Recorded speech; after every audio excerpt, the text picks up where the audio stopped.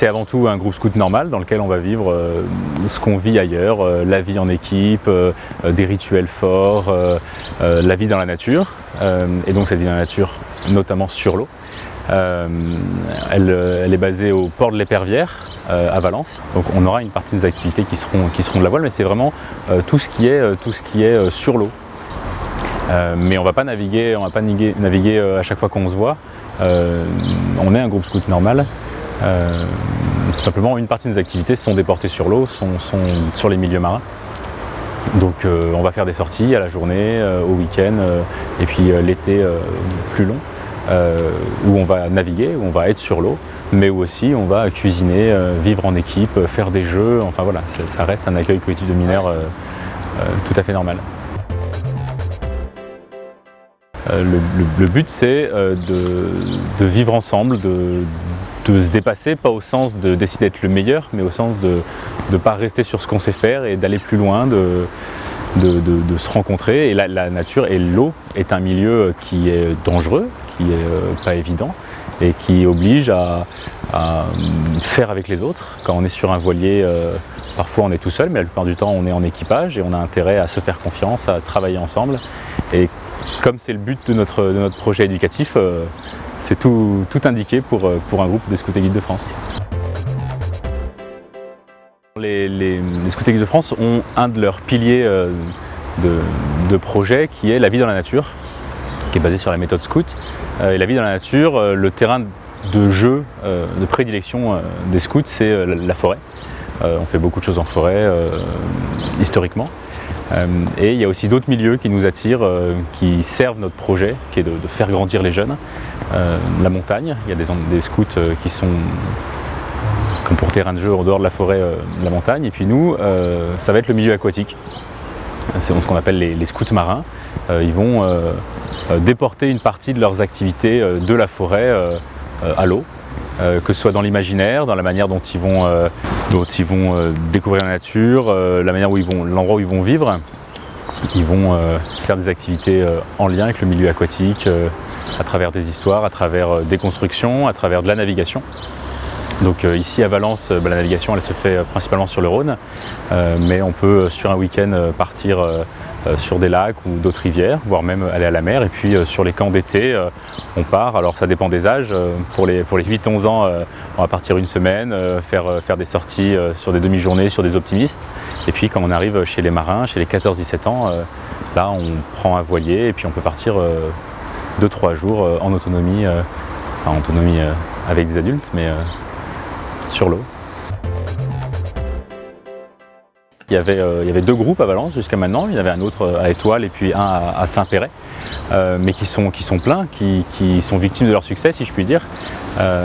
Et donc on était gênés de tous les ans devoir dire à des familles on est désolé, pour vivre un accueil de qualité avec les jeunes qu'on a et qui nous rejoignent cette année, on ne peut pas en prendre plus.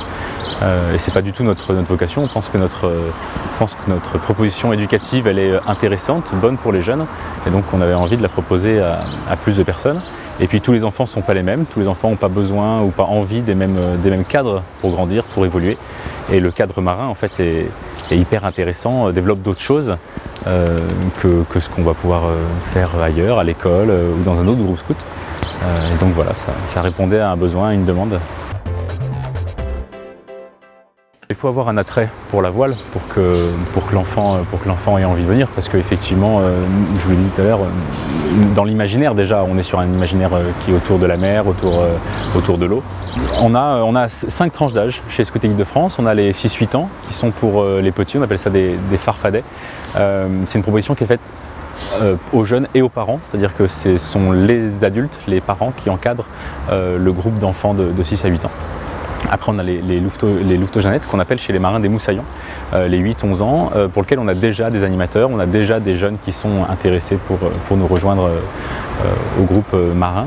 Après on a les 11-14 qu'on appelle les scouts guides, et chez les marins qui s'appellent les mousses, qu'on ouvre cette année, et on ne sait pas encore si on ouvrira les pionniers caravelles qu'on appelle des marins. Donc les 14-17 ans, et puis après, pour finir on a notre branche compagnon qui eux sont des équipes de 3 à 7 jeunes qui font des projets longs, souvent à l'étranger. Alors, le but du scoutisme, c'est de former des citoyens que l'on veut heureux, utiles, actifs et artisans de paix. C'est un peu nos quatre projets. Et puis il y a le mot citoyen qui est très important. Proposer à son enfant de vivre le scoutisme, c'est vraiment pour nous lui permettre de se former lui avec les autres, en dehors des autres, et prendre des décisions collectives, se positionner individuellement face au groupe parfois, pour grandir.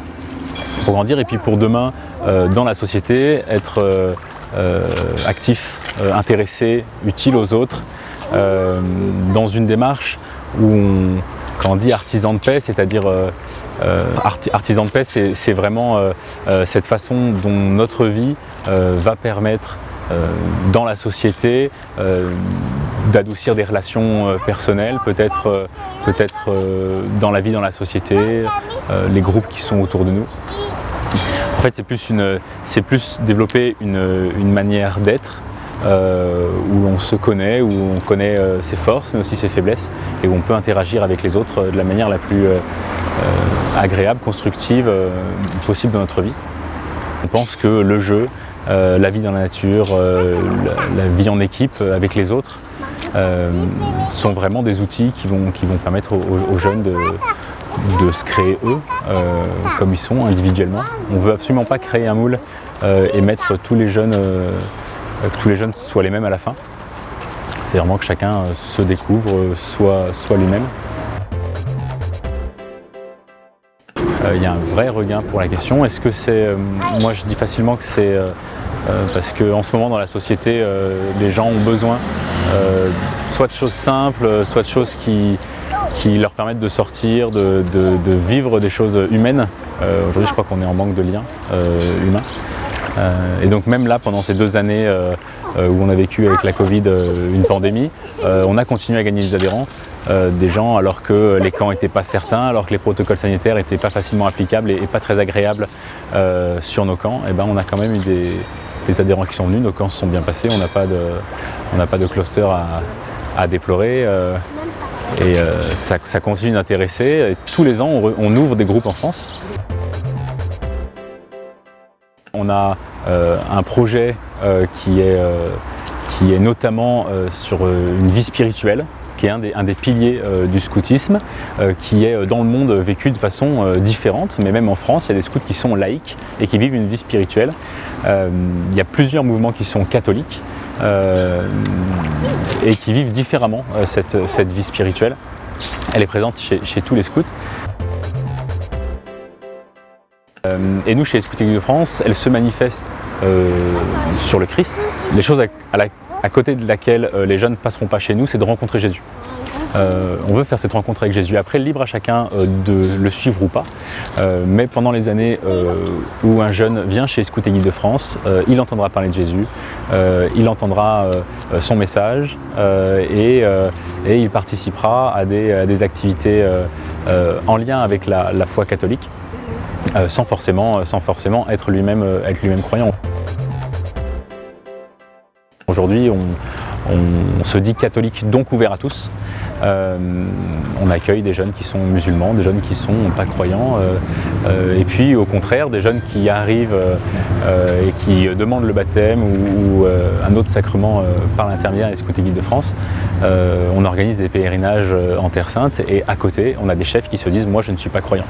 Mais même si les encadrants aujourd'hui peuvent se dire je ne suis pas croyant, et il y en a un certain nombre, hein, c'est pas une minorité, ils vont proposer, et parce que ça fait partie de notre projet, et parce que on sent que ce message du Christ, même si on n'en vit pas le sacrement, eh ben, il va faire grandir un jeune, il va le porter dans son développement spirituel, mais aussi affectif, intellectuel. Et cette parole est tellement universelle qu'il n'y a pas besoin, comme porte d'entrée, de croire tout de suite au miracle de notre vie pour